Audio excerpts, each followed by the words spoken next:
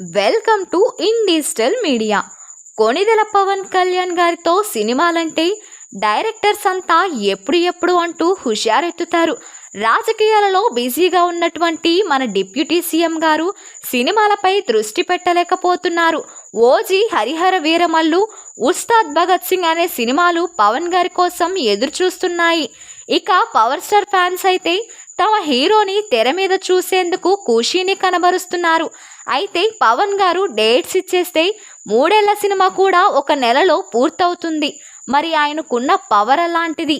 దీంతో ఆయన డేట్స్ ఇచ్చి షూటింగ్ కంప్లీట్ చేయాలనుకుంటున్నా కుదరడం లేదు. పొలిటికల్ పరంగా ఒకదాని వెంట ఒక ఇష్యూ వస్తుండటంతో సినిమా షూటింగ్లకు కాస్త దూరంగా ఉంటున్నారనే చెప్పుకోవాలి. దీంతో సినిమాలపై కాన్సన్ట్రేషన్ చేయలేకపోతున్నారు పవన్ కళ్యాణ్ గారు. ఇకపోతే ఇది ఒక డై హార్డ్ ఫ్యాన్ పవన్ను డైరెక్ట్ చేస్తే ఎలా ఉంటుందో ఓజీలో చూపించబోతున్నారు సుజిత్. వాస్తవానికైతే సెప్టెంబర్ 27లోనే ఓజీ థియేటర్లోనికి రావాల్సింది. పవన్ రాజకీయ పరంగా బిజీగా ఉండటంతో ఓజీ కాస్త వాయిదా పడింది.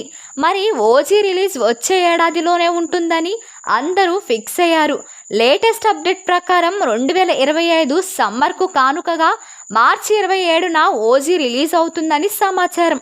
అయితే ఓజీ సినిమా కోసం ఎదురు చూడాల్సిందే మరి. ఇకపోతే గేమ్ చేంజర్ సినిమాతో రామ్ చరణ్ సిద్ధమవుతున్నాడు. అంటే రామ్ చరణ్ నామవాసం మొదలైనట్లే. ఈ సినిమాను శంకర్ దర్శకత్వంలో ఎన్నో అంచనాలతో తీయనున్నట్లు తెలుస్తోంది.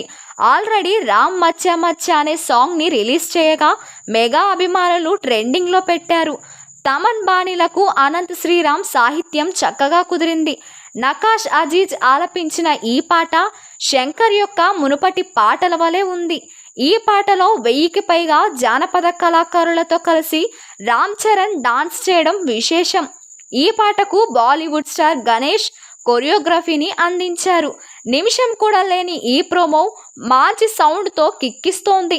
ఓవరాల్గా మన తెలుగు హీరోలపై మీకున్న అభిమానాన్ని కామెంట్ రూపంలో తెలియజేయండి. ఈ ఇన్ఫర్మేషన్ వర్తి అనిపిస్తే ఒక లైక్ చేసి మా ఛానల్ని సబ్స్క్రైబ్ చేసుకోండి.